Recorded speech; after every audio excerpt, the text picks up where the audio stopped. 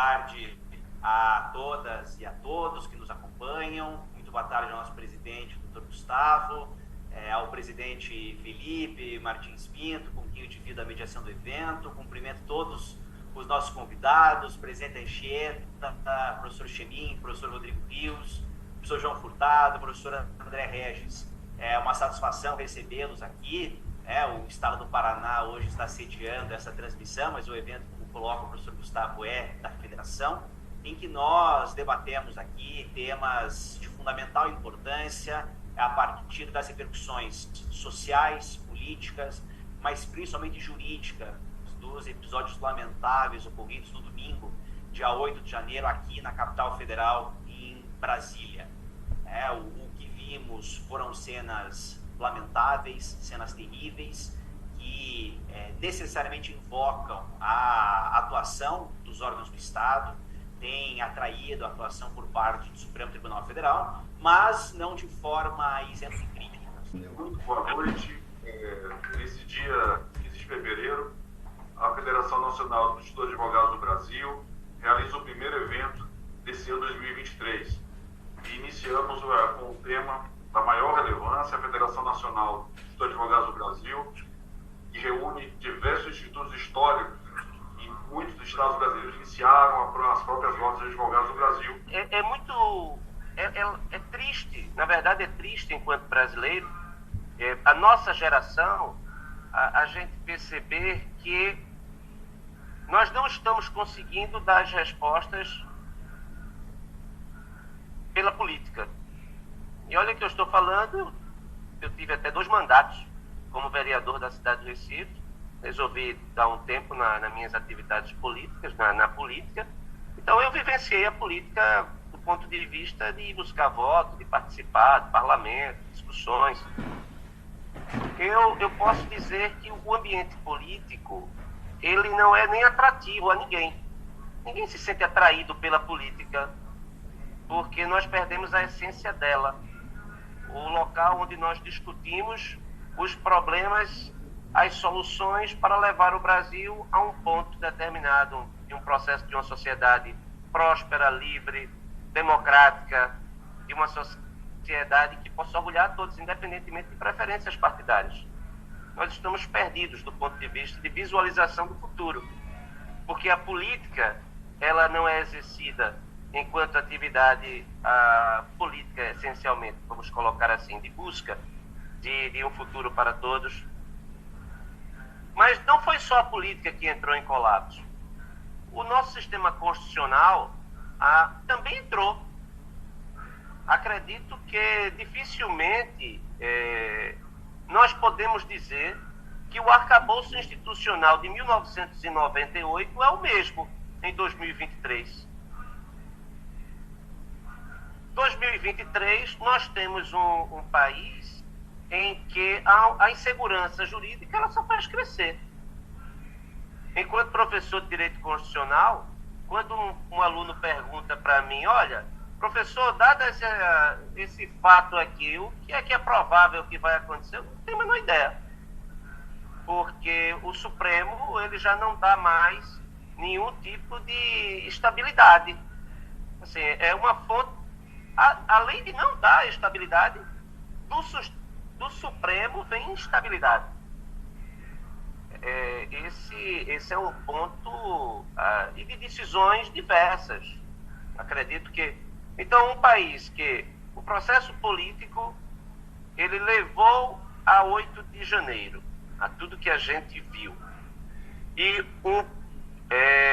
um país em que o rule of law está se esvaindo, é sinal de que as coisas não vão bem. A questão é, a gente consegue restaurar a esperança, a gente consegue, veja só, acredito que todo mundo aqui participou, de uma forma ainda na universidade, deve lembrar do período da Constituinte de 1988. Havia uma expectativa de que a gente iria, com uma nova Constituição, desenvolver um país economicamente próspero, democrático, enfim, que nós iríamos entrar para o clube das nações civilizadas e ricas. Isso não aconteceu. E o mais grave de tudo é que, quando a gente olha numa perspectiva internacional, nós estamos ficando para trás. Nós não conseguimos, problemas antigos estruturais, nós não conseguimos resolver. Então, nessa perspectiva, fazendo essa abertura bem pessimista do quadro brasileiro atual, eu passo a procurar responder quais são as consequências desse processo, tanto político quanto jurídico. Do ponto de vista político, a consequência imediata foi o término das manifestações na frente dos quartéis, de uma mobilização permanente em grupos de WhatsApp, de pessoas que não estavam satisfeitas com o resultado da última eleição. Isso é uma consequência vista. Então, acabou. Mas não apenas isso. A consequência imediata do ponto de vista político foi o enfraquecimento do ex-presidente Jair Bolsonaro. Ele saiu completamente, não vou dizer aniquilado, porque na política, às vezes, quem a gente pensa que está aniquilado politicamente, depois volta, né? A exemplo do presidente Lula, que há pouco tempo estava preso, inelegível, e hoje é o presidente. Mas a situação é que quem perdeu, e perdeu muito com os episódios de 8 de setembro, foi o presidente Jair Bolsonaro, o ex-presidente. Acredito que ele se enfraqueceu tanto com as manifestações que ele hoje corre sério risco de ser inelegível por decisão do Tribunal Superior Eleitoral. Existem vários processos em curso. As notícias que chegam é que, inclusive, a Corte pode mudar a sua própria jurisprudência de elementos, como, por exemplo, a ação contra Dilma Rousseff e a chapa Dilma Temer, que na época não se aceitou, depois que o ministro Gilmar Ferreira Mendes, inclusive, mandou pegar todas as informações de outros processos da chamada Lava Jato e trouxe para o processo. Mas depois do impeachment de Dilma, ele mudou de posição e disse que as provas que foram coletadas, elas não podem ser usadas, porque não faziam parte da ação originária do PSDB. Tudo indica que haverá uma mudança de jurisprudência, e eu acredito que, do ponto de vista político, a situação de Jair Bolsonaro é de caminhar para a inelegibilidade. Isso, na minha concepção, muito em decorrência do 8 de janeiro, porque ele se fragilizou na medida em que existem determinadas ações que são consideradas ilegítimas do ponto de vista da disputa. E é ilegítimo entrar, invadir, destruir prédios públicos, ou seja, quem pratica perde qualquer tipo de razão que pudesse ter, ou de qualquer tipo de argumento que pudesse ter. Então foi uma derrota, na minha concepção, muito grande de Jair Bolsonaro nesse processo, e foi um presente para o ex-presidente Lula, e agora, aliás, para o presidente Lula, porque tirou todo o foco das suas dificuldades iniciais de governo. Todo o foco dele foi retirado, inclusive promessas de campanha que ele não seria capaz de cumprir, ficaram numa posição secundária. Isso para ele foi um alívio. E também houve do ponto de vista das relações no Congresso, partidárias, na medida em que Bolsonaro se enfraquece, aqueles parlamentares que surfaram na onda Bolsonaro foram eleitos, inclusive, por partidos que estavam na base de Bolsonaro, mas que viram a sua fragilidade, mas têm interesse em se aproximar do governo, receberam uma enorme oportunidade de mudança de lado. E veja, o que era logo após a eleição de outubro, o que se esperava é que Lula tivesse uma dificuldade muito grande de obter maioria na Câmara e no Senado. 8 de janeiro ajudou muito no caminhar do presidente Lula no sentido de obtenção de base. Porque porque as pessoas procuraram, os parlamentares procuraram se afastar da responsabilidade do presidente Bolsonaro, do ex-presidente Bolsonaro, que é o grande responsável pelos eventos de 8 de setembro, de 8 de janeiro, do ponto de vista indireto. Porque ele, ao terminar a eleição, e ele tendo perdido, era para ter declarado, era para ter parabenizado o vitorioso, ou seja, Lula, desejado sucesso, ter aglutinado forças na oposição e de se tornar imediatamente o líder da oposição. O silêncio, as declarações com sentidos dúbios, isso tudo fez com que essa mobilização permanente acontecesse. E resultando nessa invasão do Capitólio brasileiro, né? Assim, coisa que...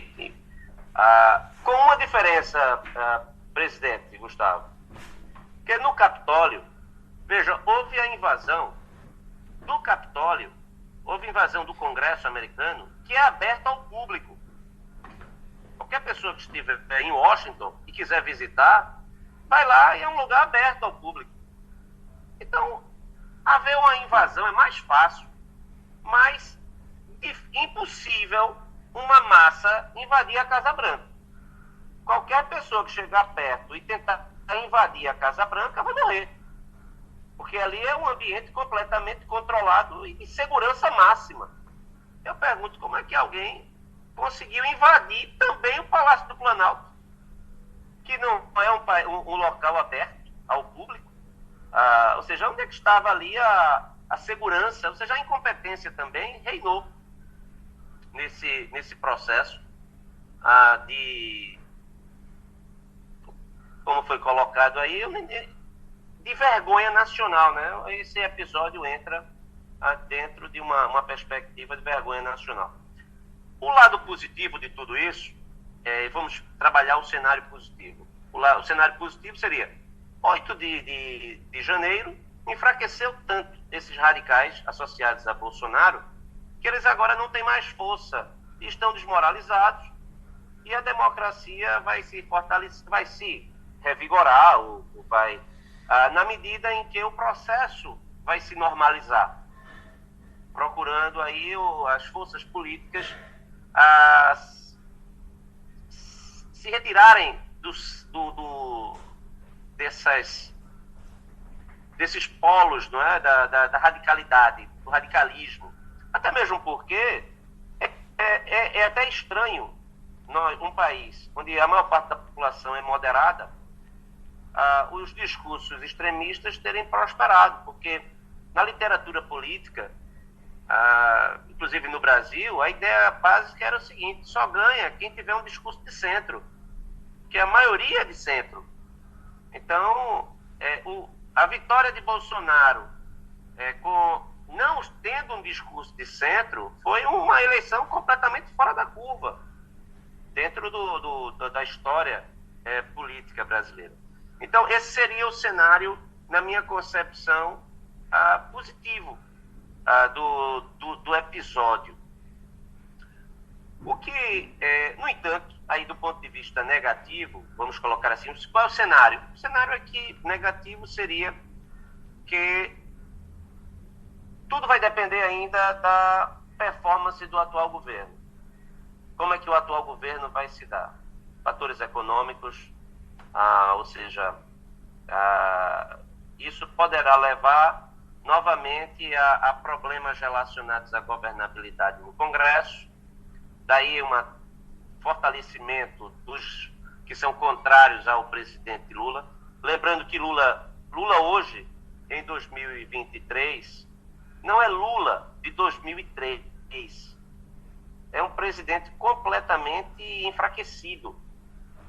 Enfraquecido não apenas por ele, porque ele perdeu, ao longo do tempo, o elemento da estatura moral. Alguém que foi condenado, independentemente dos seus processos terem sido anulados ou não, por corrupção, e tendo perdido toda aquela estatura moral que ele tinha em 2003, 2002, hoje é outra pessoa. Não é mais o mesmo Lula, símbolo do operário que chega à presidência. É outra coisa. Também não é o mesmo presidente Lula, porque em 2003 os presidentes eram muito mais fortes institucionalmente do que hoje, por diversos motivos. Um deles, mais recente, a perda de poderes orçamentários. Ou seja, o presidente Lula disse que Bolsonaro era um bobo da corte, na entrevista que ele deu ao Jornal Nacional. Ele disse, olha, Bolsonaro é um bobo da corte. Quem manda no orçamento é Arthur Lira. Arthur Lira era o mal. Lula hoje é presidente, apoiou Arthur Lira, que foi eleito com uma margem que eu nunca vi na Câmara, e o orçamento continua nas mãos do Congresso. O que Lula iria fazer em termos de restauração da capacidade orçamentária, do domínio orçamentário da União, não vai conseguir, porque o que foi aprovado no ano passado vai no sentido contrário. E por fim, do ponto de vista de enfraquecimento institucional, o que aconteceu no Brasil ao longo dos anos é de que o Supremo Tribunal Federal foi se transformando numa instância de aprovação ou reprovação de políticas públicas. Isso não está previsto em Carta de 1988. A Constituição de 1988 não deu esse papel ao Supremo Tribunal Federal. O Supremo Tribunal Federal hoje, ele é a última palavra sobre qualquer coisa. De vacina a jogo de futebol, você vai parar no Supremo para ele dizer o que é que vai acontecer. Ou seja, o controle de políticas públicas, e veja que isso disseminou para o Brasil todo, né? Os tribunais de contas, os tribunais, ou seja, o executivo hoje está muito mais enfraquecido. E o Supremo Tribunal Federal, com toda essa capacidade, com tudo que recebeu de empoderamento ao longo do tempo, não previsto no texto original, desde, por exemplo, a possibilidade de modular os efeitos da sua decisão, ou agora, essa decisão mais polêmica, recente, no ponto de vista do direito tributário, sobre coisa julgada, ou seja, a estabilidade geral, mas que o presidente da República, ele está enfraquecido na medida em que a corte, ela se transformou numa corte que valida ou não o programa do governo. Isso, por exemplo, a Suprema Corte Americana tem nenhum papel parecido com isso. Zero. E nós temos, portanto, um cenário em que a performance do governo em entregar bem-estar para a população, se não for adequada, se não atender às expectativas, ou se houver algum tipo de escândalo no meio do caminho, pode ressuscitar todo esse movimento. Esse movimento pode vir novamente a se fortalecer e tomar conta das ruas novamente. Eu também percebo que houve também muita separação de sociedade, porque nem todo mundo que estava na manifestação pensa igual, mas estava todo mundo com a massa ali. Então, acho que também houve uma separação de pessoas que estavam lá porque apoiavam Bolsonaro, ou pessoas que estavam lá porque é contra o retorno de Lula ao poder, que são duas coisas distintas. E por fim, presidente, acho que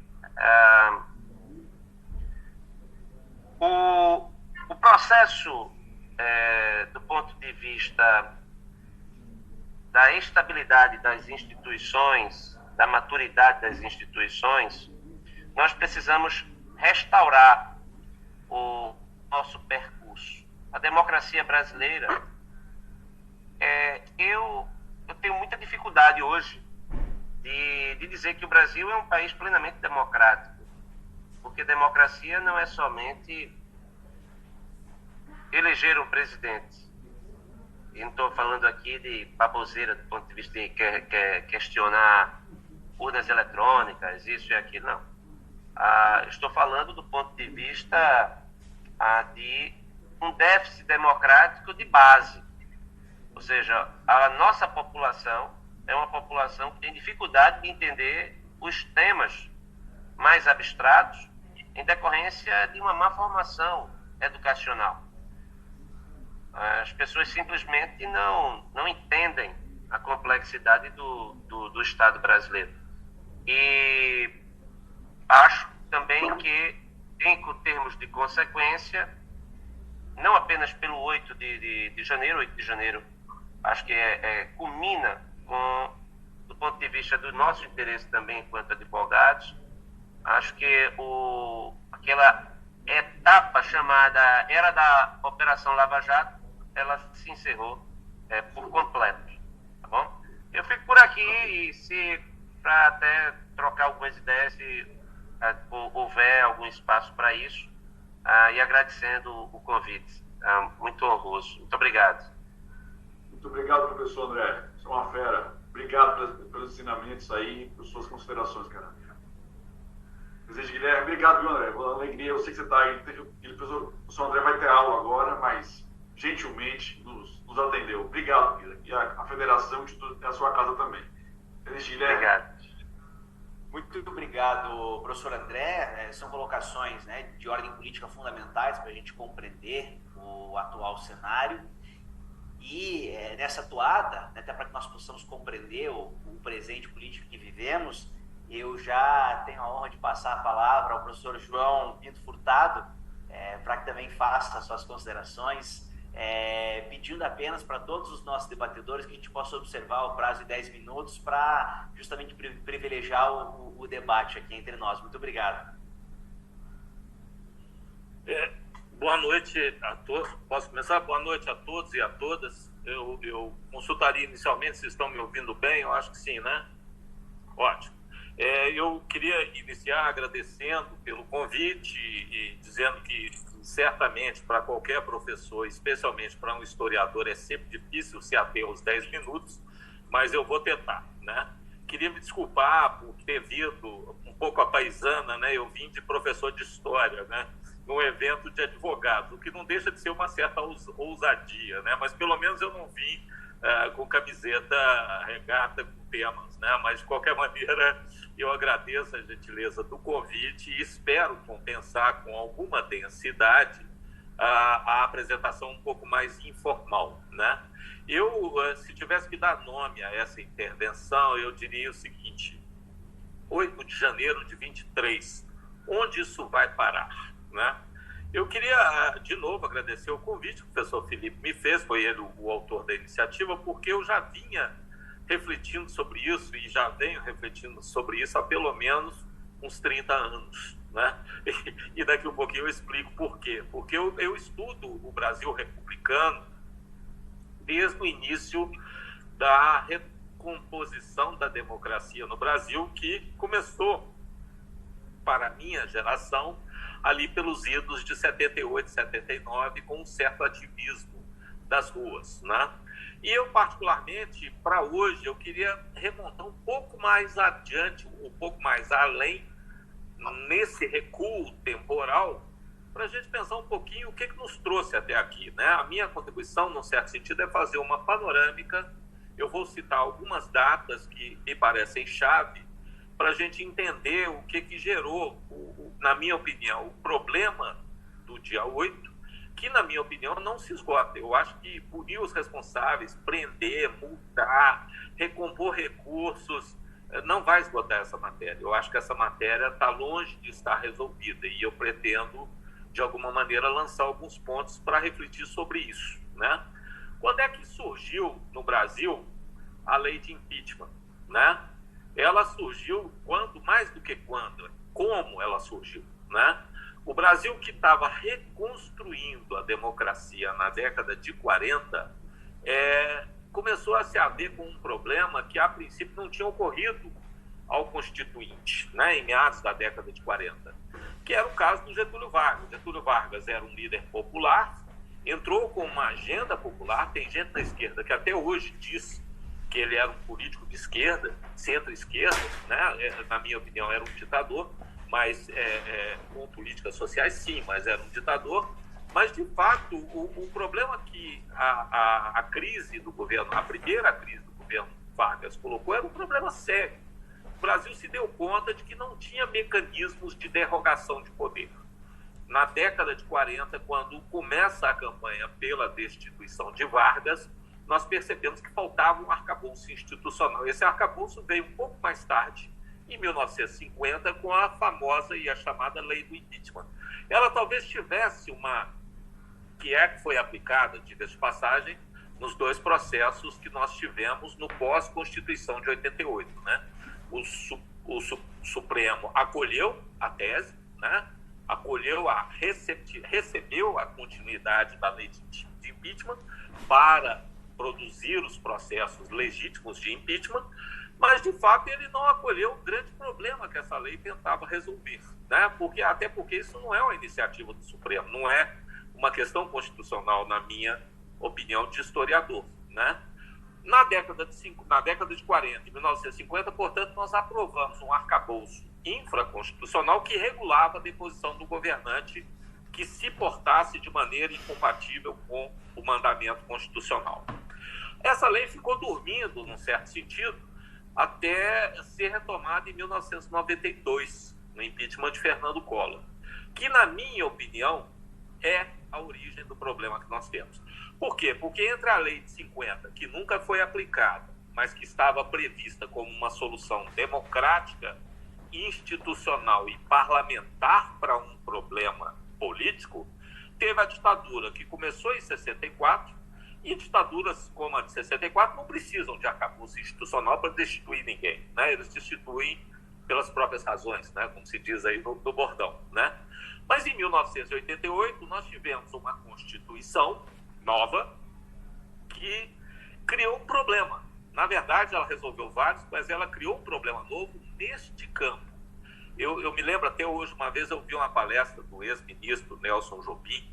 Ele foi um dos principais constituintes, né, na Faculdade de Direito. Eu vejo que o professor Felipe está ali assentindo com a cabeça, deve ter assistido também, né?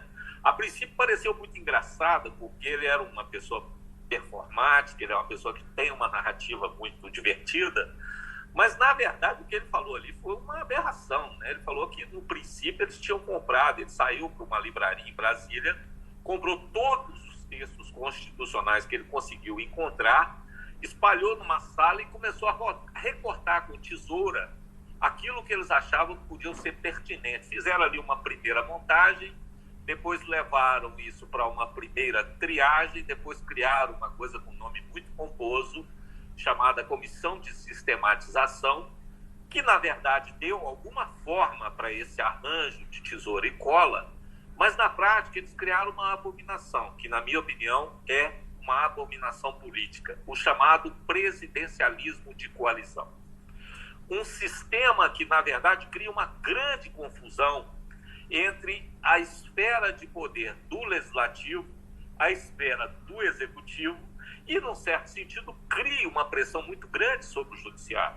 Essa é uma avaliação sociológica, tá? Eu peço desculpas para os constitucionalistas, aí, os adeptos da teoria do direito, especialmente os adeptos de Hans Kelsen, né? Eu estou, na verdade, trabalhando um pouco com a prática política interferindo na percepção de um fundamento jurídico. Vejam, em 1988, nós criamos, portanto, essa abominação.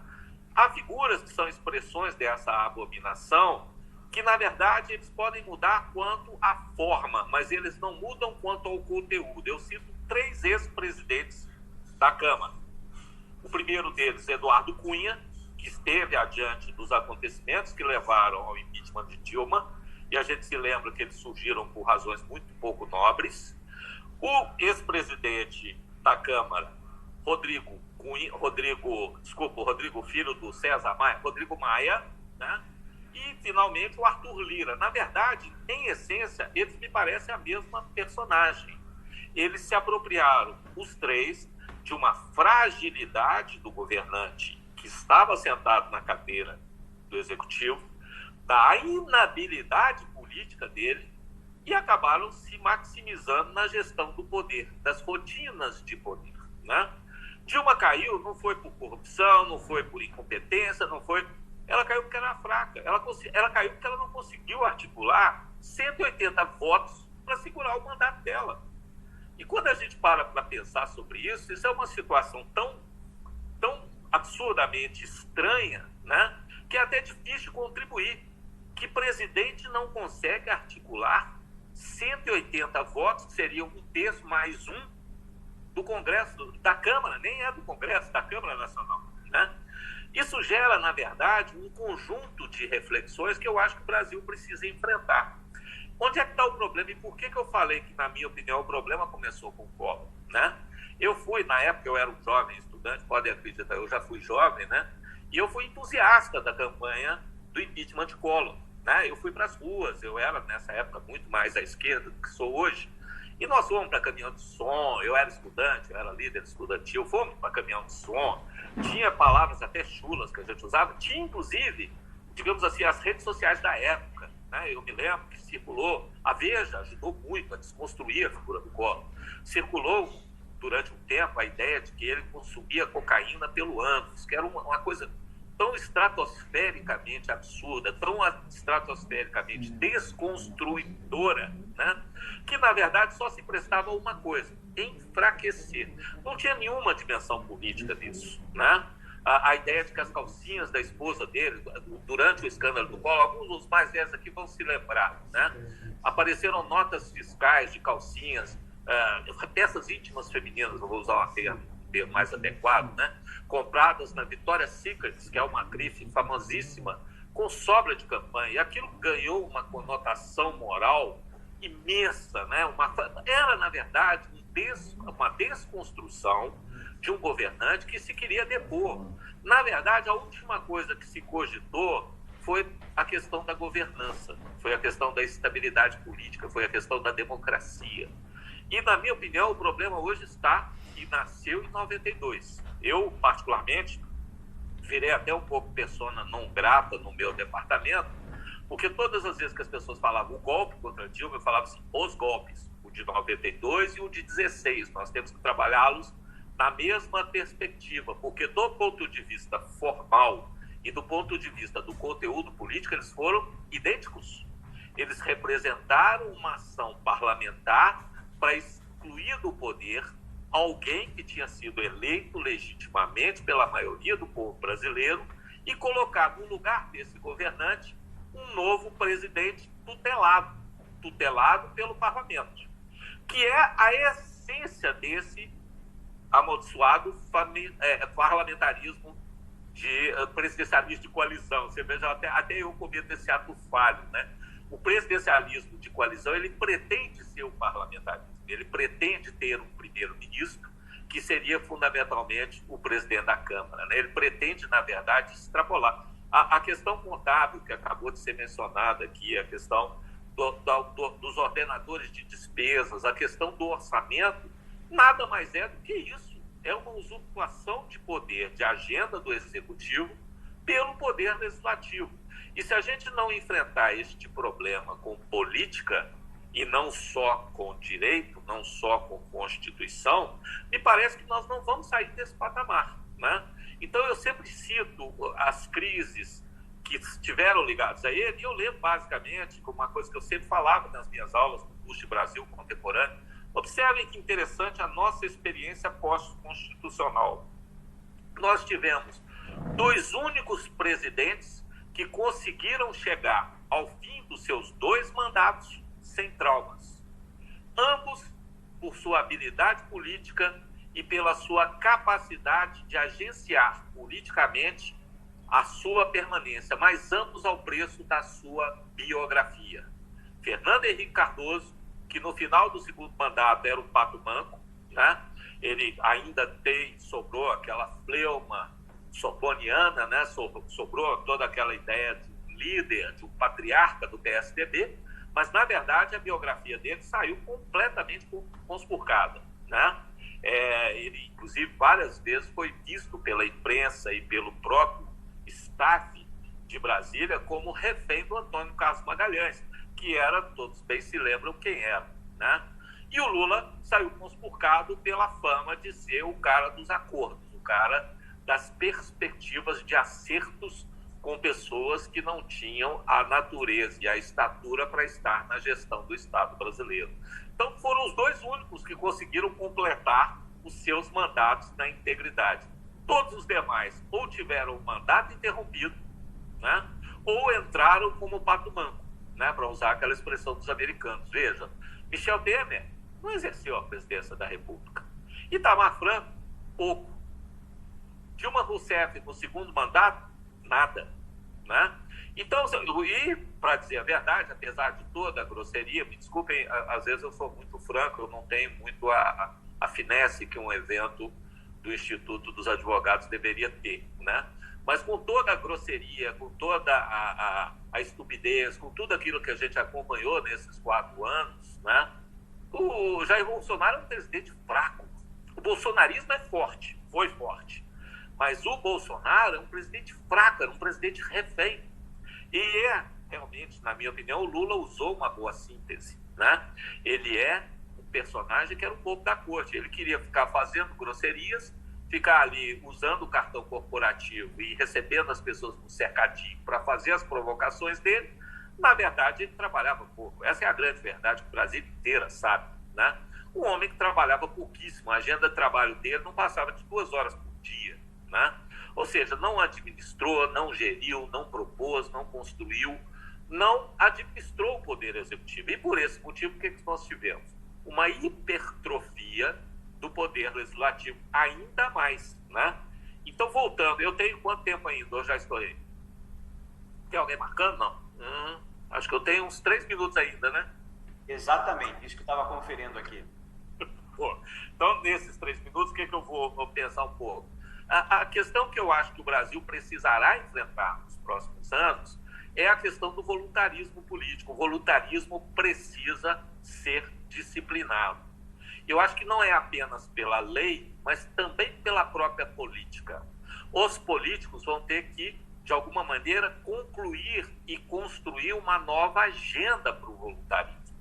Por quê? Porque o PT, quando esteve fora do poder, ele era pródigo do fora qualquer coisa, né? Assim que o FHC assumiu, era fora FHC. Depois, antes disso, foi fora Itamar. Antes disso, foi fora Sarney. Era sempre o fora alguma coisa. Aí, quando veio o fora Dilma, não, é golpe. Ah, não, fora Dilma é golpe. Fora Dilma é golpe, porque ela foi eleita. Sim, ela foi eleita. E tanto quanto ela, o Fernando Collor também foi eleito, né? É muito importante a gente enfrentar isso. Por mais que isso doa, digamos assim, na nossa consciência, no caso da minha dói, é uma espécie de autocrítica que eu faço, né?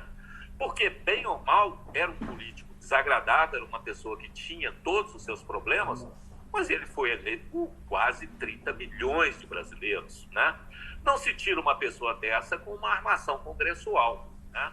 A mesma coisa, me parece, valeria para Dilma, e talvez valesse até para Jair Bolsonaro, por mais que o Brasil e algumas vidas humanas precisassem do seu impeachment, o fato é que ele era um presidente eleito. Ele era um presidente que conquistou uma maioria expressiva de votos, e se ele precisa ser afastado, não pode ser por uma ação congressual, na minha opinião. Então, na minha opinião, o que há de mais urgente no Brasil é substituir o ativismo político das ruas por uma política consequente, por uma política que seja, de fato, institucionalmente consequente, né?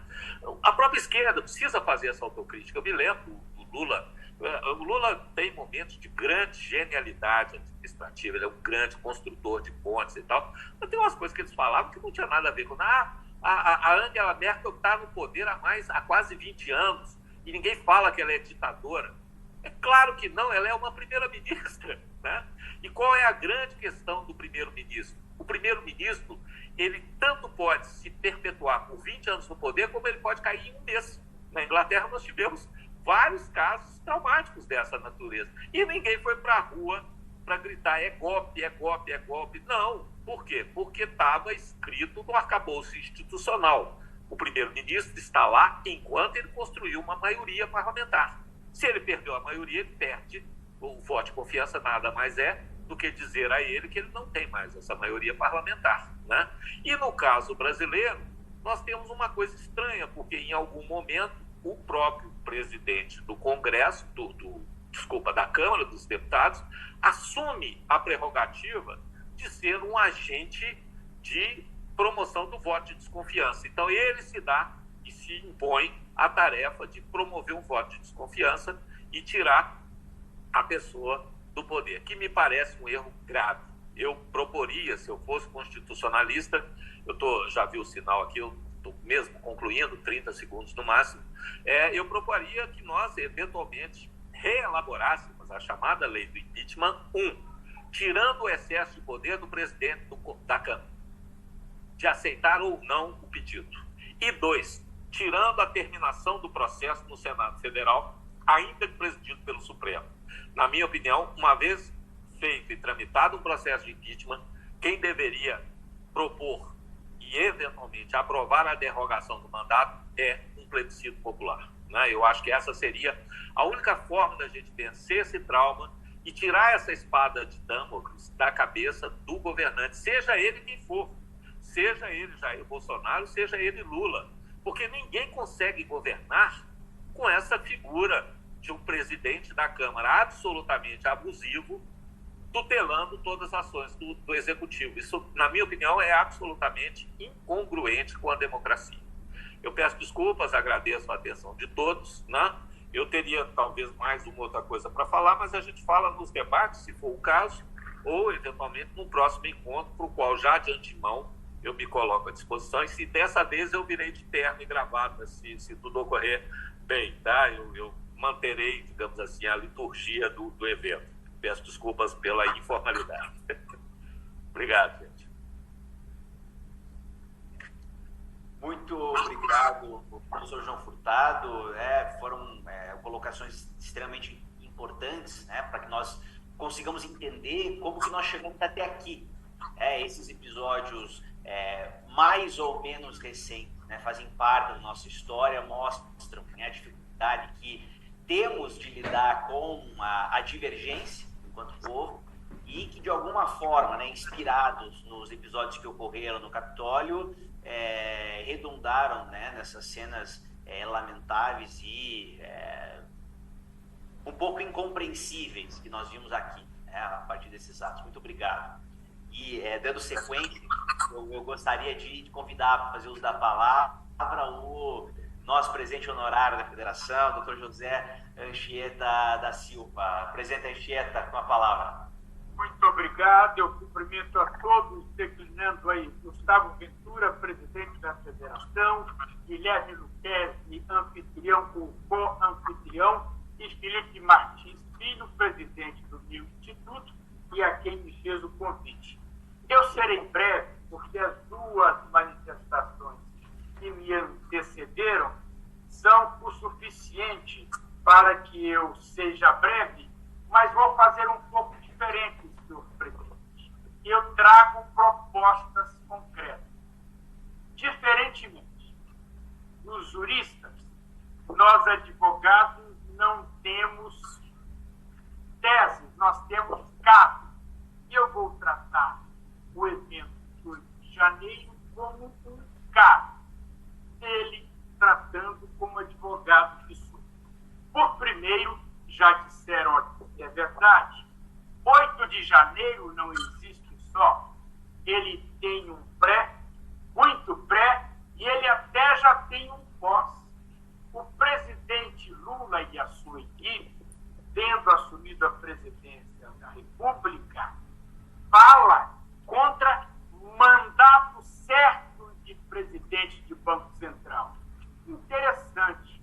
Para quem defende a democracia, pressupondo-se, portanto, que se defende a Constituição, que se defende instituições e, portanto, que se defende mandato, se pode conspurcar mandato de presidente do Banco Central do Brasil, esta regra perigosamente pode valer contra o presidente da República, e isto não é nem uma proposta, é apenas uma constatação de um fato posto.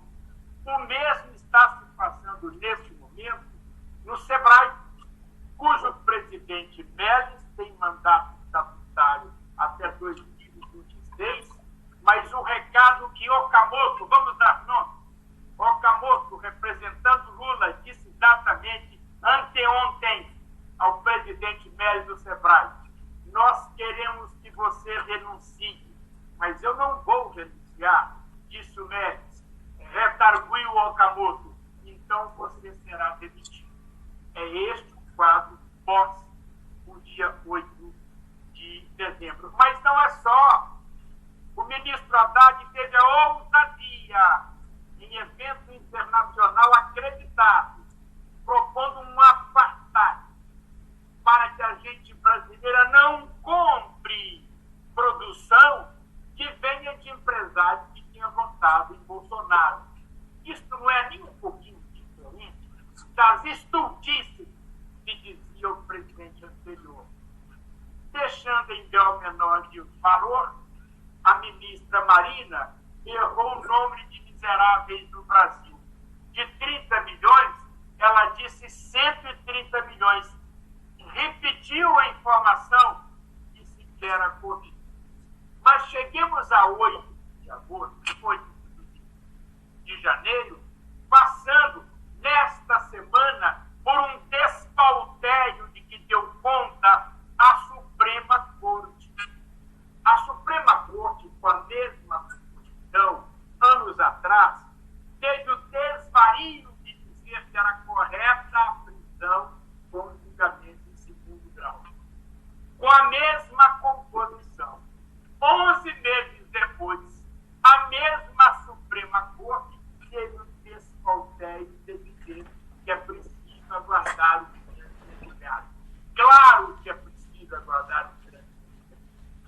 Esta mesma Suprema Corte, em data de anteontem, e disso o presidente Gustavo tem notícia, porque é um acreditadíssimo tributarista, pôs em xeque a coisa julgada em matéria tributária, de modo, senhores, que se a exação pública quiser cobrar imposto sobre a terra, porque Adão e Eva morreu devendo, nós todos os gestores de Adão e Eva temos uma conta para pagar.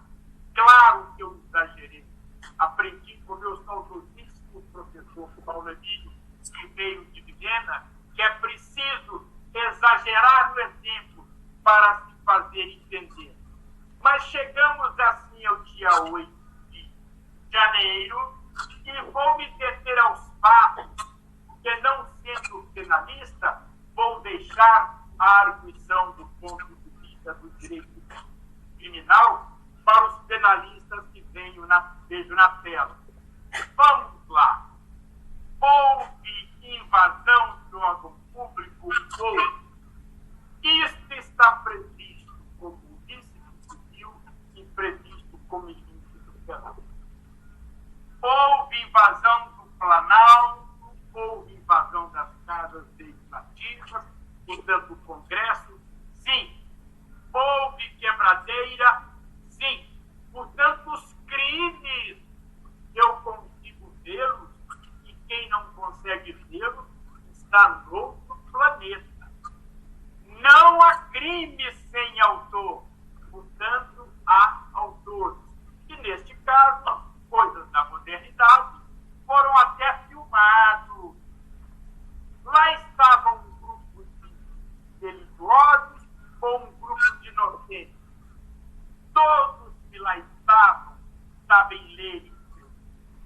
Todos que lá estavam foram adrede, absolutamente adrede, preparados para aquela ação criminosa, na porta do quartel, guardada por generais, coronéis e sargentos, bem servidos de alimentação, bem doutrinados, portanto, me perdoe.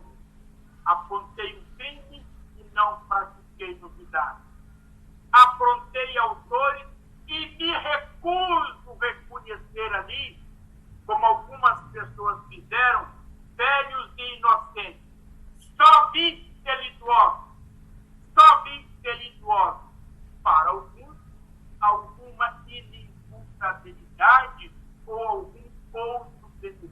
das leis penais, mas todos, e não menos que todos, criminosos. Portanto, era preciso a ação de Estado. A ação de Estado que se deu foi ou mediante prisão em flagrante ou mediante outro tipo de prisão, todas de previsão legal. Vejo um erro estratégico mais do que erro jurídico.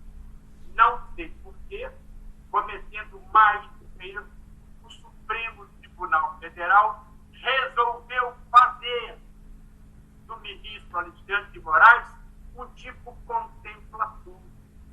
Isto é péssimo para o sistema. Isto é desnecessário. O Poder Judiciário e o sistema de justiça brasileiro dispõe de elementos vários para se determinar juízos próprios, juízos competentes, para aferir e, em seguida, punir exatamente aqueles que praticaram tais delitos. Por que essa afirmação com esta ênfase? E não fosse com esta ênfase, eu não teria sequer aceito o convite. Ora, o direito é uma ordem da sociedade. Mas enquanto direito, ordem da sociedade, na verdade o que se tem é um sistema. Este sistema, a partir do mundo do constitucionalismo, tem como ápice desse sistema a Constituição. Abro um parêntese, não gosto dela. E prossigo, nós precisamos urgentemente de uma outra carta constitucional. As cartas constitucionais brasileiras são de duração efêmera, 25 anos, 35 anos. Esta Constituição de Ulisses já cumpriu a sua finalidade. Ela garantiu a cidadania, curiosamente, paradoxalmente, 8 de dezembro é um exemplo. Além de ter garantido, prestigiado a cidadania, ela garantiu a democracia. O Brasil é um país democrático, não tenho dúvidas disso. Aliás, 8 de janeiro é outra vez o exemplo disso. Mas se o direito provém de uma ordem da sociedade, quero com isso dizer que o direito se compõe de partículas da realidade. Aquele ato e suas consequências do 8 de agosto vem de pregação antiga, vem de pregação de um presidente da República. Observem que critiquei atos de Lula. Estou, portanto, autorizado a criticar os atos de seu antecessor.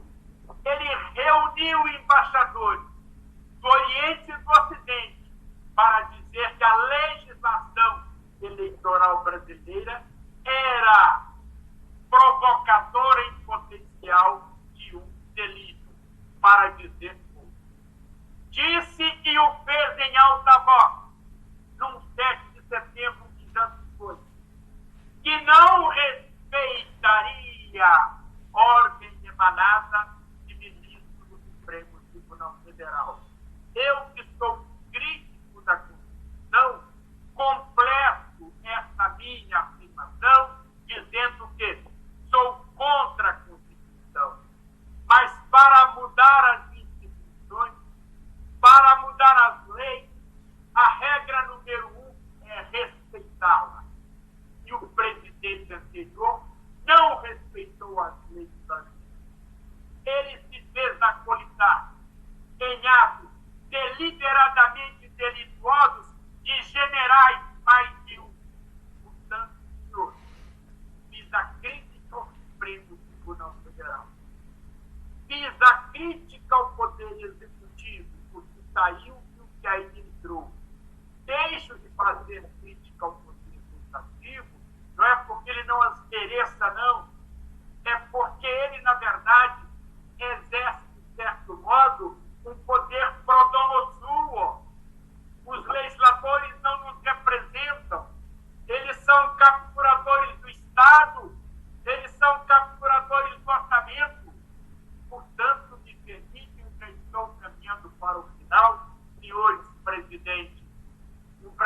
deu errado. Esta Constituição não funciona.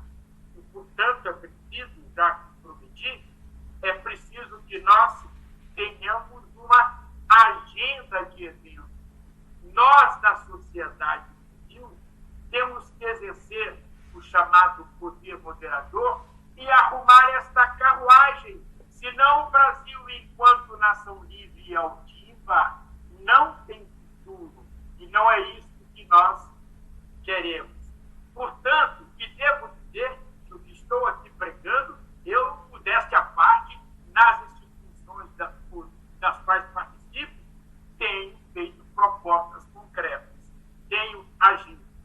Meio fora de ordem, mas eu escrevi e não foi publicado ainda, porque é um livro em homenagem a Roberto Cavalhosa, iniciativa do Ives Gandra, com cujos últimos pensamentos não concordo, e Sua Excelência sabe disso, mas o texto que eu escrevi é Introdução a um ensaio crítico sobre o artigo 5º da Constituição Brasileira. Nos idos de 1913 e 14, eu escrevi A Advocacia no Brasil, Releitura e Proposições, onde eu chamo a atenção para a responsabilidade de nós, advogados. O advogado é agente de transformação social. Não vejo nossas instituições trabalhando esse assunto com a seriedade que ele reclama. Escrevi Democracia em Estado Policial, em plena Lava Jato. Escrevi, quando eu falo escrevi, publiquei. Nossas instituições não funcionam, demonstrando exatamente a ausência de ações por várias instituições, inclusive de nossa OAB, e, em alguma medida, inclusive do nosso Colégio de Presidentes, hoje Federação Nacional dos Institutos. Mas o mais importante, já estou terminando, senhor presidente, é este aqui, ó. Segundo o Manifesto dos Mineiros ao Povo Brasileiro. Tem um coautor aí na tela deste trabalho que foi publicado por iniciativa da Associação Comercial de Minas e que está nos anais do Congresso, onde nós pregamos uma absoluta modificação do Estado, uma revisão do Estado, uma revisão do continente e uma revisão de conteúdo. Isto passa necessariamente pela pregação de uma nova Constituição, porque a Constituição que aí está e que já cumpriu o seu papel, ela assegurou a democracia, ela levantou a cidadania para cada uma pergunta que se põe no Supremo Tribunal. Ela tem duas respostas, um sim e um não. Como vejo, senhor presidente Ventura, poucas pessoas na tela, em número, salvo engano, de 8, eu sugiro que isso circule no âmbito dos institutos da Federação, porque a minha proposta final, veja bem,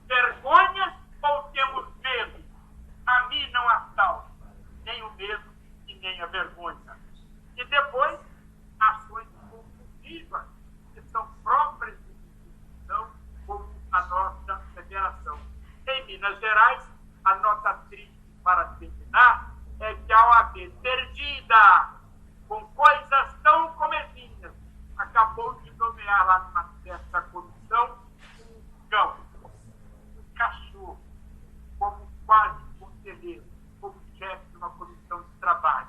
O meu empregado na fazenda no sábado deu um ré meio desavisado e um dos cães da fazenda saiu latindo. Eu falei para ele, cuidado, você pode ter machucado um futuro conselheiro da OAB. É isso, muito obrigado, presidente.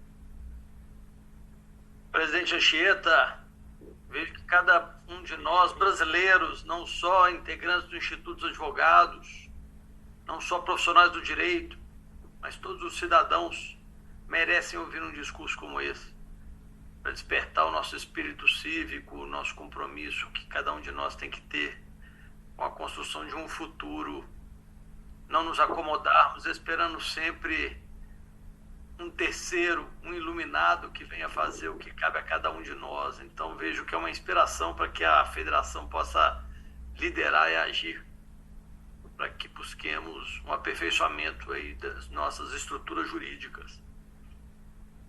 Passo agora a palavra ao advogado e professor Rodrigo Sanches Rios, para que possa contribuir com as suas considerações. Obrigado por ter aceito o convite, professor. Boa noite a todas e todos. Me escutam bem? Ok. A discussão jurídico-política dos fatos ocorridos no dia 8/1 propicia amplos espaços de reflexão como os desenvolvidos neste encontro. A perspectiva pela qual irei traçar meus comentários estarão restritas ao âmbito das relações entre civis e militares na construção dessa crise institucional. E faço de um estudo objetivo apresentado junto com o meu colega Victor Costa, publicado no último boletim da Pradep do início deste mês, sob o título As 4 linhas imaginárias da Constituição e a cômoda interpretação de seu artigo 142, Reflexões Jurídico-Políticas. Colegas, um olhar superficial sobre os fatos poderiam dar a impressão equivocada de que a ampla participação dos militares no último governo teria sido um fato inédito desde a redemocratização. A conclusão não parece ser assim tão óbvia se incursionarmos brevemente na história do Brasil. Desde a nossa independência, os militares estão intimamente relacionados com o poder político.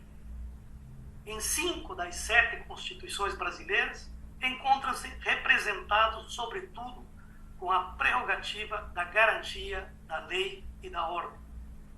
Como é sabido, a República nasce de um ato militar com sua proclamação por parte de um marechal.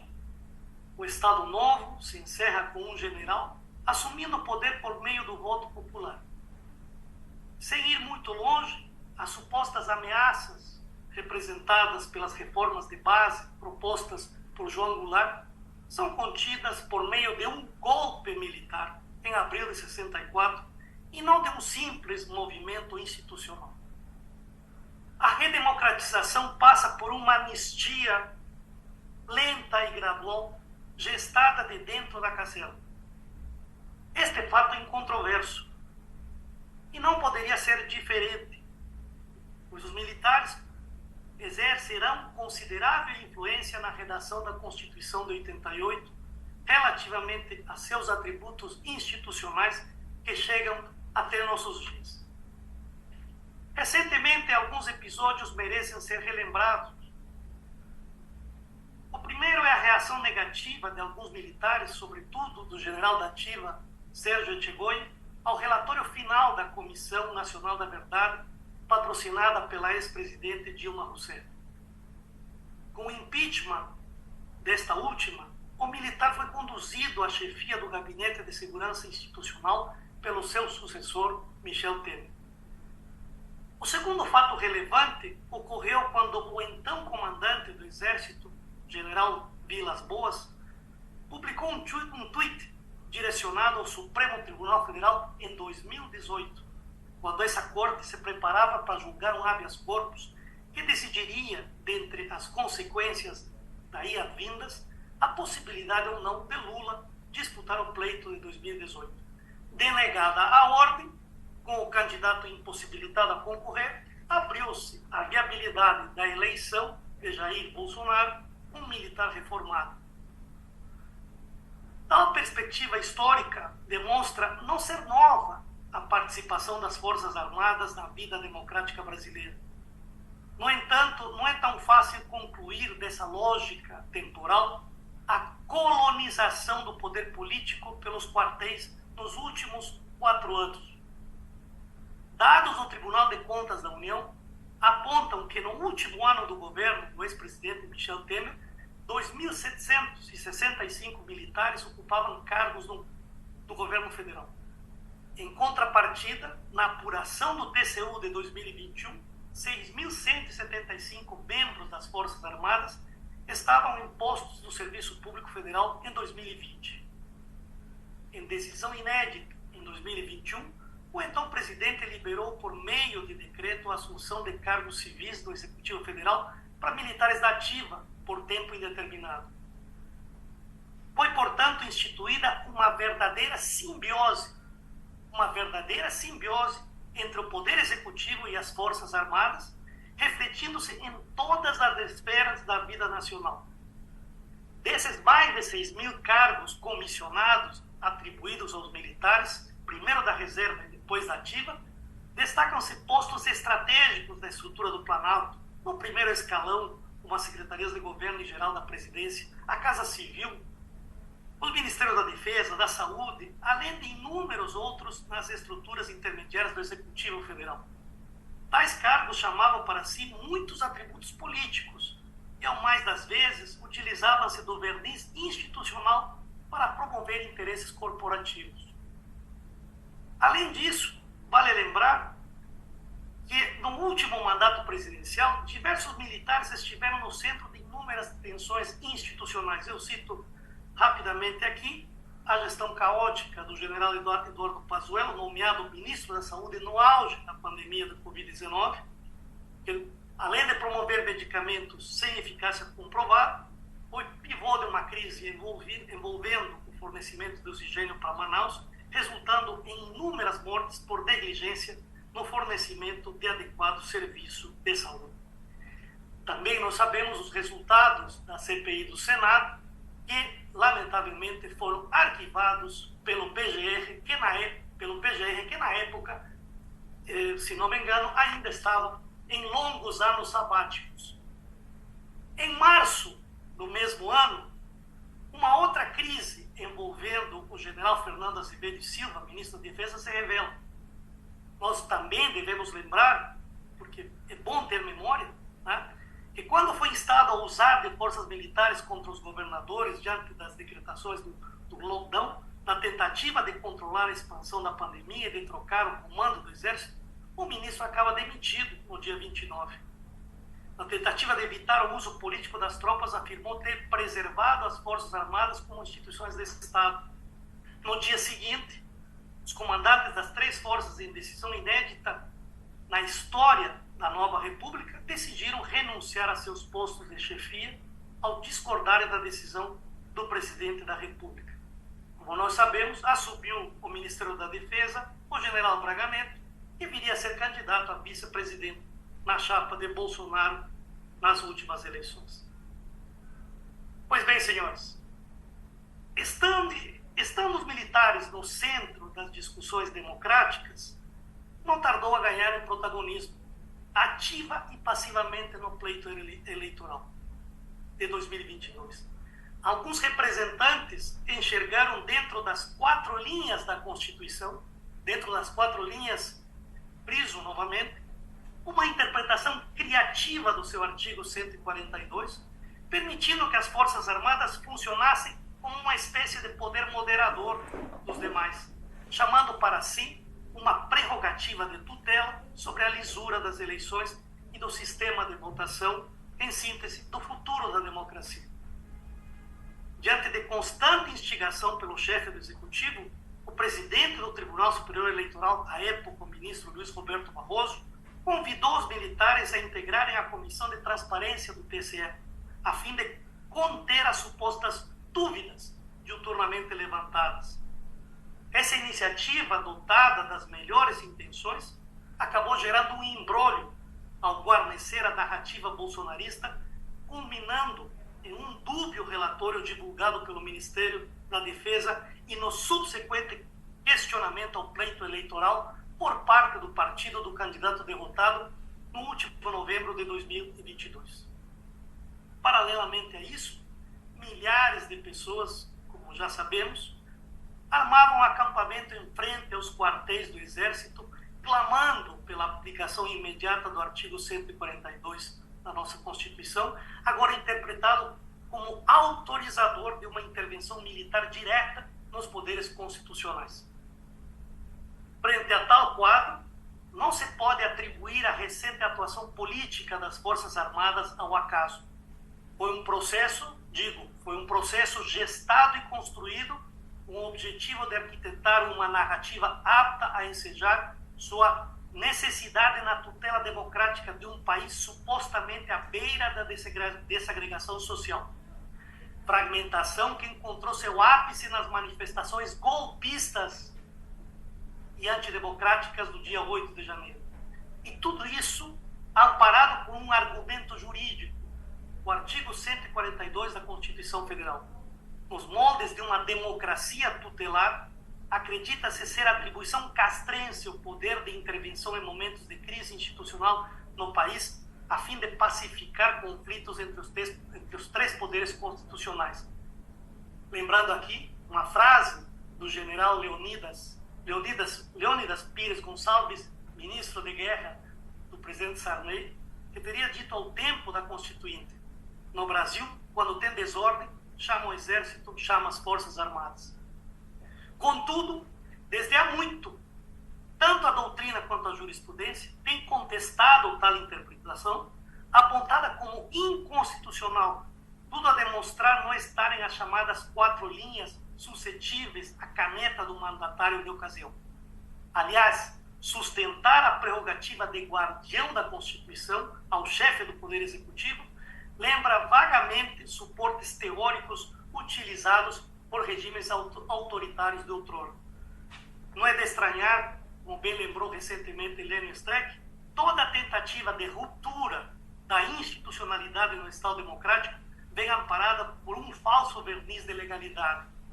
Em realidade, se comprovado seu envolvimento na instigação ou não, ou na não evitação da prática de atos envolvendo qualquer tentativa de ruptura democrática, com a participação de alguns oficiais das Forças Armadas, há de se promover a devida responsabilização, já que as circunstâncias em momento anterior não o permitiram. Chamado a se manifestar por meio da ação direta de inconstitucionalidade número 6457, o ministro Luiz Fux, em decisão liminar de 16 de junho de 2020, consignou não ser missão constitucional das Forças Armadas o exercício do poder moderador entre os poderes executivo, legislativo e judiciário. Constitui isto sim, disse o ministro Fux, poder limitado, excluindo-se qualquer interpretação que permita a sua utilização para indevidas intromissões no independente funcionamento dos outros poderes. Não é demais ressaltar o papel constitucional atribuído às Forças Armadas pela Constituição Federal de 88. Principalmente como função de Estado, cabe aos militares a defesa da pátria, consubstanciada na proteção do território e suas fronteiras terrestres, marítimas e aéreas.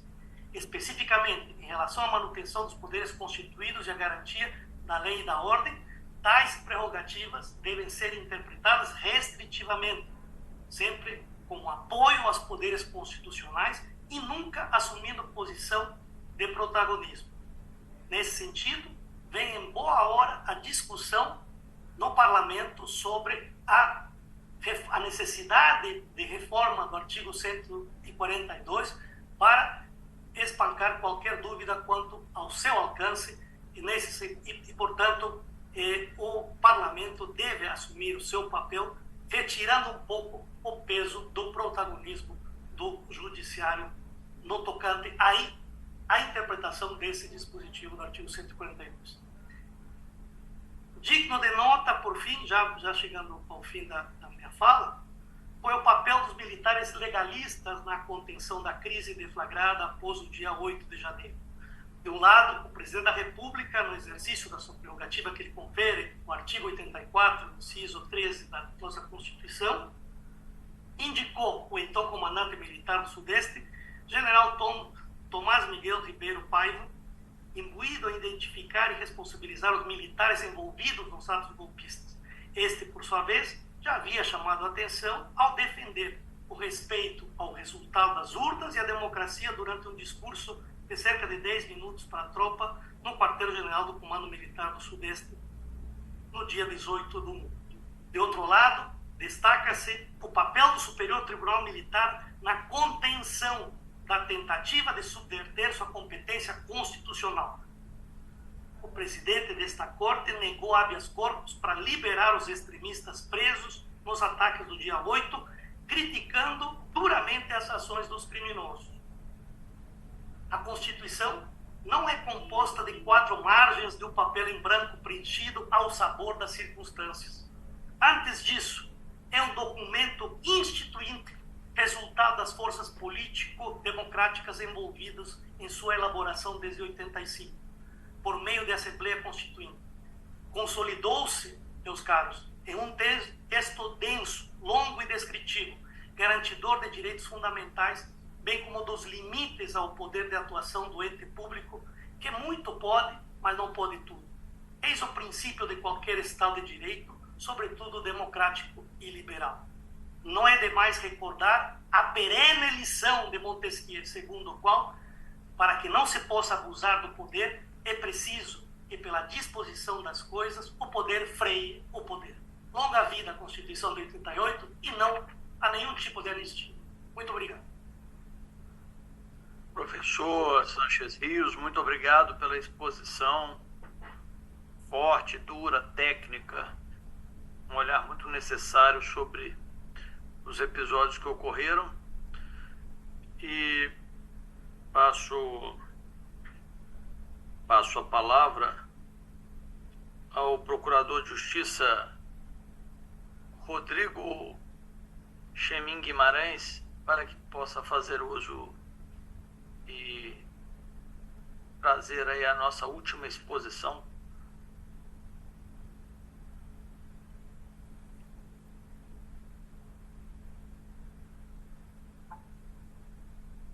Eu quero iniciar cumprimentando o Guilherme Lucchesi, o professor Guilherme Lucchesi, agradecendo a gentileza do convite que me foi formulado pessoalmente por ele, que seguramente também decorre da gentileza do presidente Gustavo Ventura, na condução nacional, né, dos institutos dos advogados brasileiros. E eu quero também agradecer a oportunidade de participar desse painel para discutir o tema dessa envergadura, que é um tema que nos aflige a todos e que nos preocupa sobremaneira, sobre os mais diversos ângulos, como ficou constatado aqui na exposição dos que me antecederam.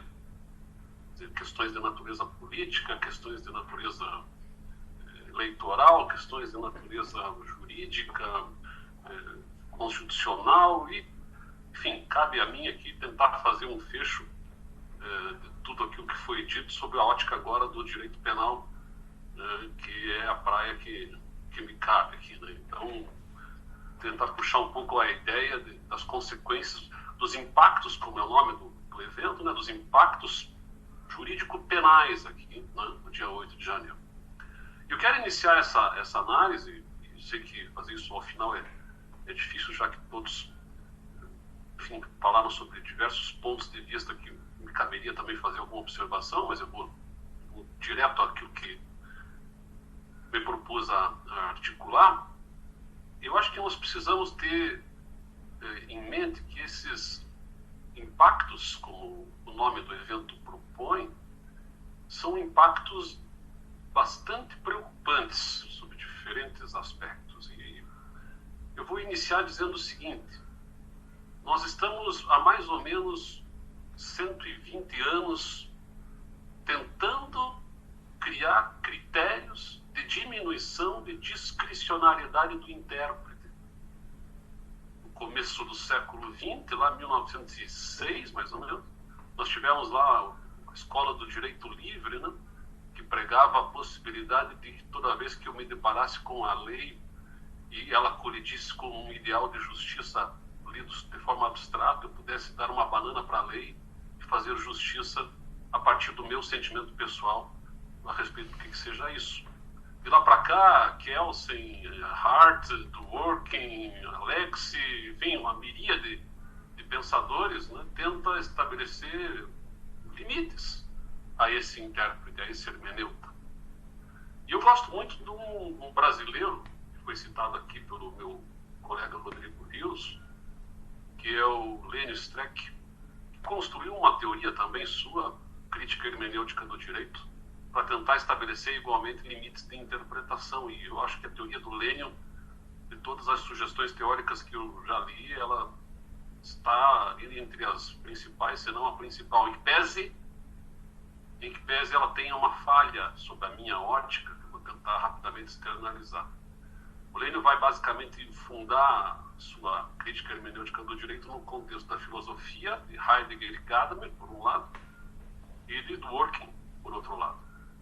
Emprestando esses dois campos de pensamento filosófico, ele vai construir a ideia de que, assim como dizia o Gadamer, Hans-Georg Gadamer, filósofo alemão do século XX, nós temos que ter em mente que um bom hermeneuta, ele, para fazer uma interpretação adequada, uma compreensão adequada da realidade, ele tem que fazer primeiro o exercício de suspender os seus próprios preconceitos.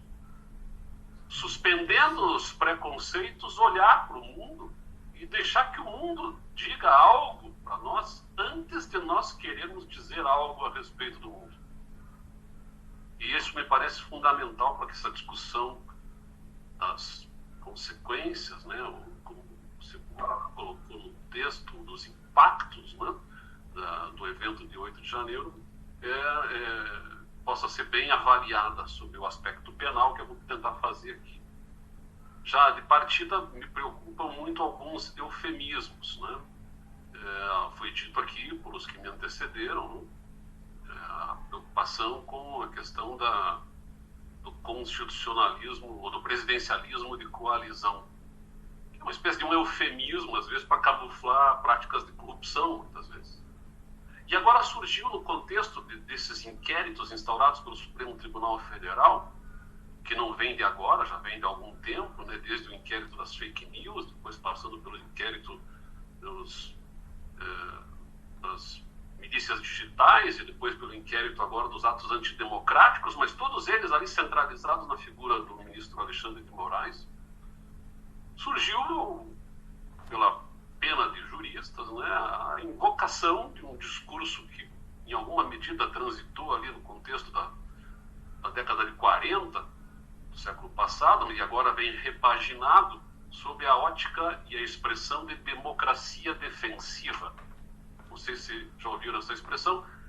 Democracia defensiva passa a ser uma referência eufemística, me parece, para tentar dar uma legitimada em todas as más interpretações que o Supremo Tribunal Federal tem feito desde o momento da instauração primitiva lá do inquérito das fake news. Não tem como juridicamente, suspendendo os nossos preconceitos, olhar para isso tudo que está sendo feito e compreender isso como algo razoavelmente dentro da compreensão da moldura hermenêutica aceitável do texto constitucional. Em que pese o próprio Lênio tenha tido até um esforço para tentar sustentar nesse sentido, me parece, em alguns dos seus textos. Eu, pedindo vênia, né, que pese esteja invocando a teoria dele, me parece que aí justamente a falha ela se revela quando a teoria do Lênio desconsidera tudo aquilo que se sabe a partir da psicanálise, da psicologia cognitiva, tudo aquilo que se sabe a partir até da neurociência, se quiser fazer um olhar um pouco mais árido, né, e científico. Mas tudo isso se complementa, quer dizer, nós temos todos preconceitos e eles não são necessariamente conscientes, e porque não são necessariamente conscientes é que não conseguimos identificá-los para suspendê-los na interpretação daquilo que vamos presenciar. E isso me parece ter ficado bem estampado nesse discurso de quem invoca a ideia de que a democracia defensiva seria, então, uma chancela de autorização para que eu possa agir à revelia dos limites, como bem chamou a atenção o professor Rodrigo Sanches Rios aqui, né, dos limites que já o Montesquieu apontava da necessidade do poder controlar o próprio poder. Democracia defensiva do jeito que está sendo posto me lembra muito o direito penal do inimigo do Jacobs, guardadas as proporções, porque mais ou menos como se eu dissesse assim, num contexto em que a democracia, sob a minha ótica específica, está sendo atacada, eu posso diminuir garantias constitucionais e avançar em setores à revelia de tudo aquilo que se conquistou historicamente em termos de segurança do cidadão. É mais ou menos o que propõe o Jacobs quando invoca a ideia de um direito penal do inimigo, porque o inimigo do bem jurídico não merece as proteções, né, que a democracia traz a todos nós no contexto de investigações de natureza criminal. Não me parece que seja adequado que possamos seguir tentando legitimar teoricamente, isso aqui é uma discussão me parece acadêmica, né, mas sustentar e legitimar esse tipo de atuação do Supremo Tribunal Federal, e acho que está mais do que na hora do próprio Supremo fazer uma autocrítica e dizer que é preciso reorganizar as coisas, porque senão o exemplo, o mau exemplo que está sendo historicamente consolidado no contexto da interpretação das leis, ele seguramente provocará impactos para o futuro, talvez quando o vento vire, que muitos que hoje aplaudem, amanhã ou depois ficarão assustados quando o poder sem freios vier novamente, só que vier no sentido contrário. E isso que é o problema, porque a gente tem que ter o cuidado de entender que nós temos que ter aquilo que o Dworkin pregava e que o Lênin invoca para complementar a sua teoria, que é coerência e integridade na interpretação. Se estamos aplaudindo a possibilidade do Supremo Tribunal Federal agir de ofício, a revelia a atuação do Ministério Público, a revelia da atuação da polícia, inclusive, enfim, a gente não sabe exatamente como é que as coisas estão sendo conduzidas, é só por notícia de jornal, né, porque muito é sigiloso ali, mas pelo que se dá conta, até advogados que não conseguem acessar o conteúdo do inquérito, uma série de questões que me parecem extremamente preocupantes. E que se estamos aplaudindo isso hoje porque nos interessa, não poderemos criticar amanhã, quando a mesma ferramenta for empregada e utilizada pelo mesmo Supremo, talvez com uma outra composição, contra os nossos interesses ou contra aquilo que entendemos razoável em termos de defesa da democracia. Portanto, esse é um ponto de partida que me parece bastante importante da gente deixar claro. De resto, as consequências, os impactos jurídicos, penais aqui, eu vou fazer uma rápida subdivisão entre aqueles que eu identifico de mais importância no campo do direito penal material. Eu vou fazer uma coisa meio arriscada aqui, porque estou na frente de um grande professor de direito penal material, que é o professor Rodrigo Sanches Rios, mas eu queria até ouvi-lo depois a partir das provocações, que são, na verdade, até muito, talvez mais dúvidas do que certezas que eu tenho aqui, mas enfim, algumas coisas eu acho que são interessantes da gente colocar para discutir, e eu acho que o papel desse painel também passa por aí, né? São diferentes condutas praticadas ali, esse me parece também algo que, um ponto de partida bastante importante e que não está sendo levado em conta de maneira talvez mais séria, por uma série de fatores, talvez o recurso de tempo, a quantidade de pessoas envolvidas, enfim, mas o presidente Gustavo fez uma referência de que eu sou coxa branca, né, torço para o Curitiba Futebol Clube. E mesmo torcendo para o Curitiba, eu tive, calhou de cair para mim a investigação, não sei se vão se recordar desse episódio, quando o Curitiba caiu para a Série B, lá em 2009, se não me falha a memória, num jogo contra o Fluminense aqui em Curitiba, no estádio Couto Pereira. Ao final do jogo, com a queda, com o rebaixamento do clube para a Série B, a torcida inteira invade o estádio, o gramado, batem nos jogadores, tentam matar policiais militares que estavam em campo, quebram o estádio inteiro, enfim, uma bagunça generalizada, filmada por diferentes câmeras de diferentes ângulos e uma quantidade riquíssima de imagens. E calhou para mim conduzir, como membro do Ministério Público, acompanhar a investigação da polícia e elaborar a denúncia junto com meu colega, o professor Fábio André Guarani, também contribuiu para essa investigação. E o que nós tivemos de dificuldade ali foi, olhando aquelas imagens todas, identificar as pessoas e recortar as condutas, porque o direito penal ele pressupõe, a imputação penal pressupõe que eu tenha justa causa, que eu tenha um quadro probatório preliminar consistente que me permita dizer algo a respeito do que o sujeito fez. E para identificar o dolo, eram de diversas naturezas os dolos ali que nós identificamos, porque você tinha dolo direto de primeiro grau, dolo direto de segundo grau, você tinha dolo eventual, você tinha dolo de morte, dolo de lesão, enfim, foi talvez a denúncia mais difícil de ser elaborada na minha carreira de 30 anos como membro do Ministério Público.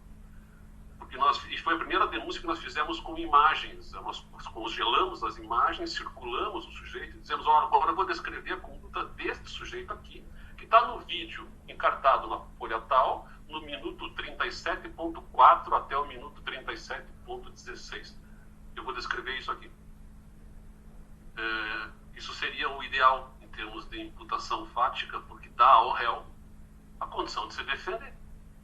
Não é? Tipo, o papel do promotor, do membro do Ministério Público, quando vai oferecer uma denúncia, é ao final da redação da imputação fática, reler o que escreveu, se colocando no papel do réu e perguntando a si mesmo: se eu fosse o réu, eu conseguiria entender do que estou sendo acusado?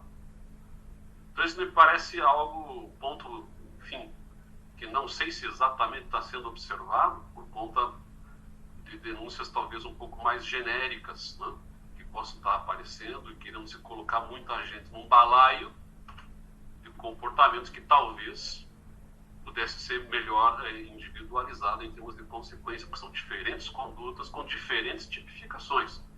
Quem invadiu e depredou os prédios públicos tem uma consequência, e quem não foi até lá, mas estava nos quartéis, na frente dos quartéis, e tem outra consequência.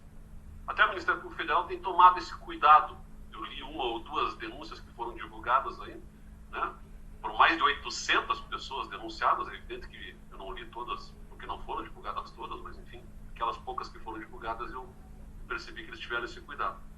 Seguramente não há crime de terrorismo, e aí vai de novo uma crítica ao Supremo Tribunal Federal, porque quando você lê aquilo que também foi disponibilizado, foram alguns despachos do ministro Alexandre de Moraes, ele fez questão de frisar que estava tipificado o crime de terrorismo.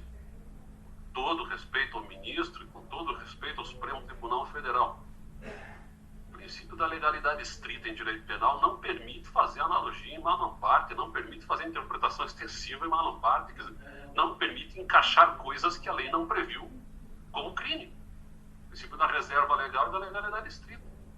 É verdade que o Supremo já deu uma banana para esse princípio quando resolveu tipificar a fórceps, uma conduta que deveria ser tipificada, mas que não deveria ter vindo pela mão do Supremo, que foi o crime de homofobia, fazendo lá naquela ocasião uma interpretação em mala parte do texto legal.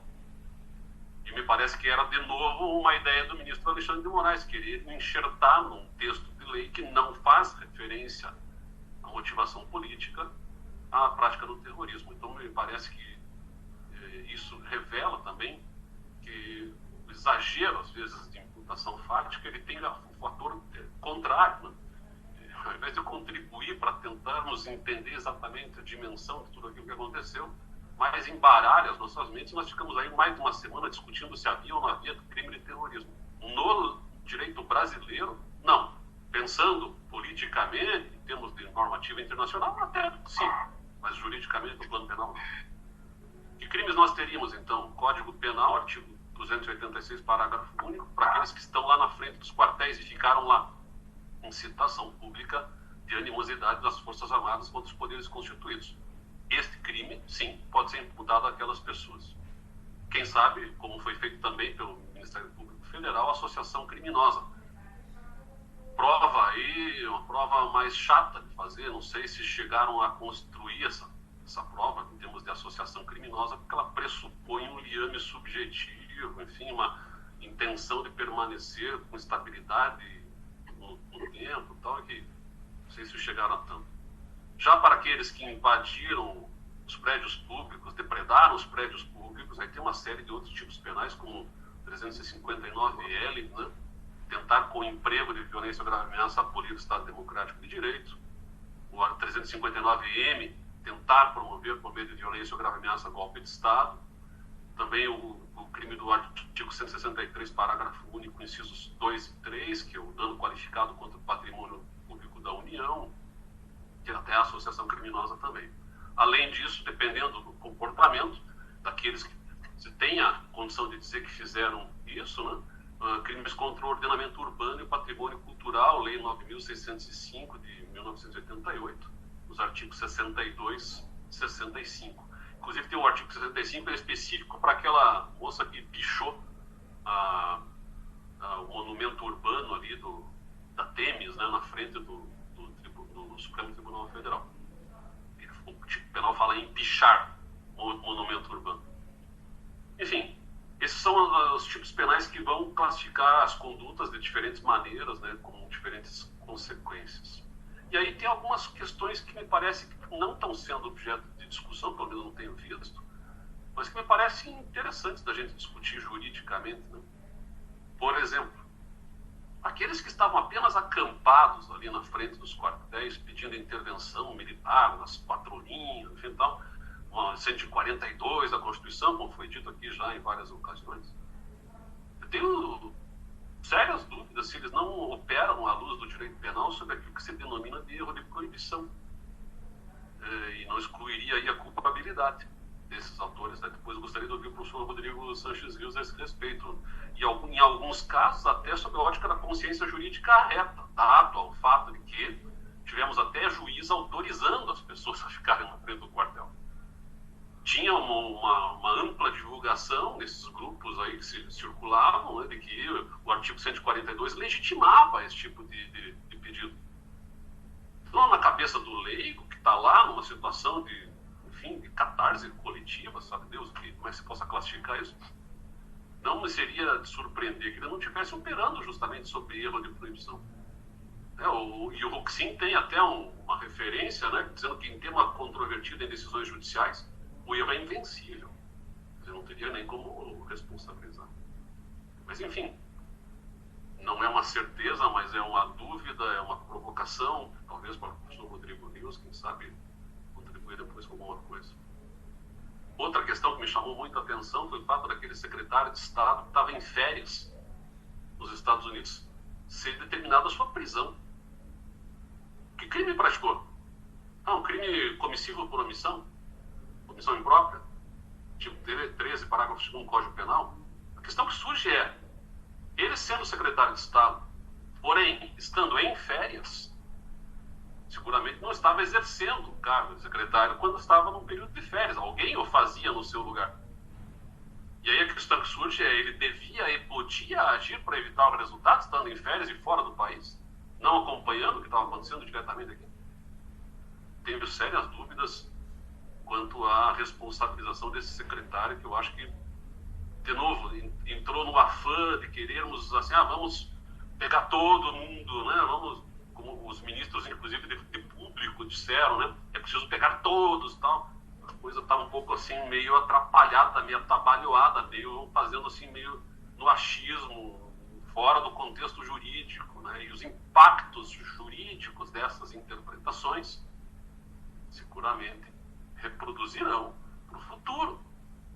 Eu posso fazer a mesma coisa com um prefeito que está em férias e responsabilizá-lo comissivamente por omissão a tudo aquilo que ocorre na prefeitura na sua ausência? Enfim, dúvidas que me ocorrem acompanhando aí o noticiário. As questões de natureza processual penal, agora saindo do direito penal indo para o processo, então essas são assustadoras. questão da competência do Supremo Tribunal Federal. Não tem, as pessoas ali não têm, salvo talvez uma ou outra situação, não tem prerrogativa de foro para que o processo esteja no Supremo Tribunal Federal. Você poderia até dizer, não, mas os crimes ocorreram nas dependências, e aqui sim, finalmente, ocorreram nas dependências, em parte, né, do Supremo Tribunal Federal, e o regimento interno do Supremo legitimaria. Só que, de novo, né, nós, desde 88, estamos construindo teórica e jurisprudencialmente a ideia de que o Brasil adota ou deve adotar, ou está adotando aquilo que se costuma chamar de sistema acusatório. Parte do pressuposto que aquele que julga não acusa e nem investiga. E o juiz não pode ser investigador. O papel do juiz é julgar e não investigar. E isso hoje é muito caro à academia, é muito caro ao próprio Supremo Tribunal Federal, que em inúmeras ocasiões se pronunciou nesse sentido. Porém, agora, dando uma banana para isso, que me parece ser bastante claro e cristalino e óbvio, sob a ótica da manutenção da imparcialidade, que é o que se espera de um julgador que tem poder para colocar qualquer um de nós na cadeia. O que nós esperamos dos nossos juízes é que eles operem sob a ótica de uma imparcialidade, de uma equidistância em relação ao que vão julgar. Tudo isso é jogado para o lixo e o Supremo Tribunal Federal é que está conduzindo a investigação, mesmo não tendo ninguém com prerrogativa de foro. Mesmo que tivesse alguém com prerrogativa de foro, também não deveria ser o ministro do Supremo. A Constituição é muito clara no artigo 102 e também no 109 em classificar esse tipo de crime que nós descrevemos aqui como crimes políticos. E a competência para julgar os crimes políticos, de acordo com o artigo 102.2, letra B da Constituição, e 109.4 da Constituição, é da Justiça Federal em primeiro grau. Com um detalhe bem interessante, que diferencia o modelo processual penal do resto do modelo tradicional, que faz com que eu tenha que galgar do primeiro grau, Tribunal Regional Federal, o STJ, para daí chegar no Supremo. Nos crimes políticos, a Constituição estabelece o recurso ordinário constitucional, que vai direto para o Supremo. Então, veja, o Supremo poderia ter tido cuidado de dizer assim, não, a competência é do juiz do primeiro grau. Ele deve agir. Bom, mas e se ele não agir? Bom, aí você tem um recurso que pula todas as etapas e vai direto para o Supremo, que é o recurso ordinário constitucional. E aí sim o Supremo estaria legitimado a dizer algo a respeito daquilo que fosse provocado pela via recursal ordinária. De resto, o que nós temos de preocupação com esses processos que tramitam no Supremo, se ali permanecerem, é a prescrição. Vai acontecer a prescrição de boa parte dos casos, porque, você veja, a notícia de ontem, o Ministério Público Federal já ofereceu denúncia contra 835 pessoas. Em tese, 835 processos, tramitando 835 réus, 835 advogados de cada réu.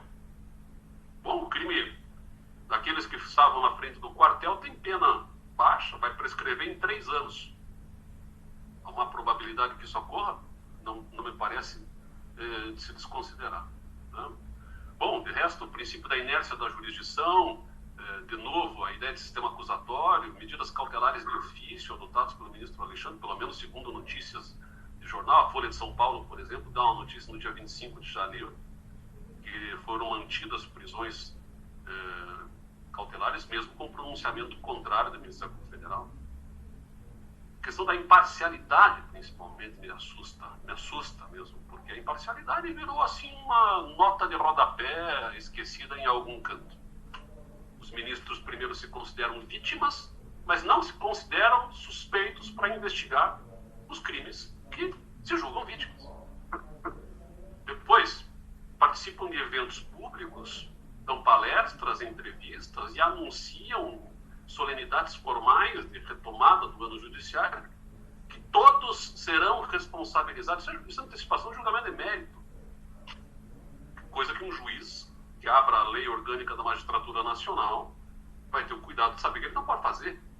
Enfim, é bastante preocupante que isto esteja servindo de exemplo, porque o Supremo Tribunal Federal é um exemplo para toda a carreira da magistratura. E não será surpresa se juízes em primeiro grau começarem a atuar, levando em conta esse modo de agir bastante preocupante do Supremo Tribunal Federal. De resto, outro tema que me inércia em variadas ocasiões e da necessidade de repensarmos o modelo de escolha do Procurador-Geral e de controle do Procurador-Geral, como, de novo, invocando a referência do Rodrigo Sanches Rios. Poder pressupõe controle. Poder sem controle faz com que um ser humano naturalmente tendente a abusar, mais dia menos dia, abuse. Seja para agir, seja para deixar de agir, quando deveria agir. Então é imperioso que nós pensemos no modelo de controle dos limites do poder do Procurador-Geral da República, que, como todos acompanhamos, ele não é um poder, não é pouco poder, é o poder de tomar providências, é o poder de agir. Se ele não age quando deveria agir, é preciso criar um mecanismo, ainda que seja recursal interno no Ministério Público, no Conselho Superior do Ministério Público, mas enfim, alguma mecânica que hoje não existe ainda, mas que seguramente deve existir. Enfim, já me estendi demais, coloquei são muitas dúvidas, os inquéritos são sigilosos, né, algumas certezas, infelizmente, e particularmente a questão da insegurança jurídica como um perigoso precedente, é uma certeza que não gostaria de ter, mas que o cenário atual ele revela. Então, agradecendo mais uma vez a oportunidade de participar, gostaria de ouvir agora os demais, se sigamos aí com o debate ou não, mas agradeço a oportunidade. Obrigado. Muito obrigado, professor Chebin. São colocações extremamente importantes que são feitas, né, a respeito dos controles para o exercício da jurisdição constitucional, né, por parte dos nossos membros da Corte Suprema. Eu apenas gostaria de lembrar aqui, e infelizmente estamos pelo adiantado da hora, não temos condições de prosseguir no debate, que é necessário e é preciso que ele prossiga em eventos futuros, mas eu considero, presidente Gustavo, importante registrar que essa federação, quando ainda, antes de ser fundada, ainda sob o formato do Colégio de Presidentes dos Institutos Advogados do Brasil, em 2019, se habilitou e sustentou no Supremo Tribunal Federal, na DPF, como amicus curiae, pelo trancamento, pela inconstitucionalidade do inquérito das fake news. Fez uso da tribuna, o meu caríssimo presidente Felipe Martins Pinto, amparado no parecer de lavra do nosso saudoso, sempre professor, detentor da nossa medalha de Santo Ivo, o professor René Ariel Dotti, por quem temos o maior respeito, maior saudades, e